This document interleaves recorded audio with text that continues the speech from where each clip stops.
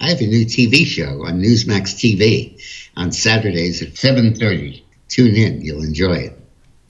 The interface of the English Civil War from 1642 to 1651 with the Mayflower is a very important one, often neglected in the study of American history. As you know, America was founded in two installments. In 1607, Jamestown, Virginia was founded by a group of English immigrants, and in 1620, the Pilgrims landed in Massachusetts. But each of those landings and settlements represented different factions, opposing factions, in the English Civil War. And in fact, the fact that one group settled in the north and the other in the south laid the basis for the American Civil War by their descendants.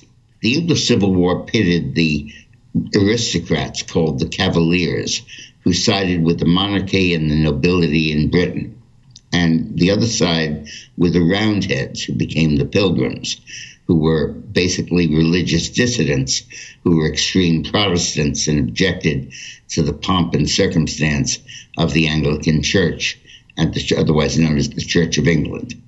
At the start of the 17th century, the Roundheads, the Protestants, had the advantage in the political struggle and eventually kept their case going until in 1649 they actually killed or executed the king, Charles I.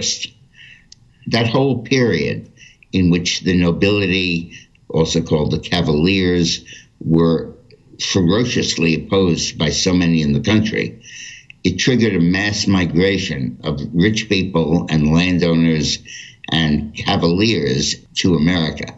And they landed at Jamestown in 1607 and set up the Virginia colony that henceforth was always based on rich people. On the other hand, the pendulum in the English debate swung decisively against the Roundheads, against the Pilgrims, and for the Cavaliers after the end of the English Civil War, when Charles II was restored to the throne of England. And that swing sent the Pilgrims scurrying to America for their own migration that ended up in Massachusetts Bay Colony. They landed, the Mayflower landed in 1620, but the bulk of the migration that peopled the Massachusetts Bay Colony occurred after the restoration of Charles II. So the English Civil War set up the American Civil War. The people devoted to class system, wealth, and privilege were the Cavaliers, and they were the South, and they landed in Virginia first.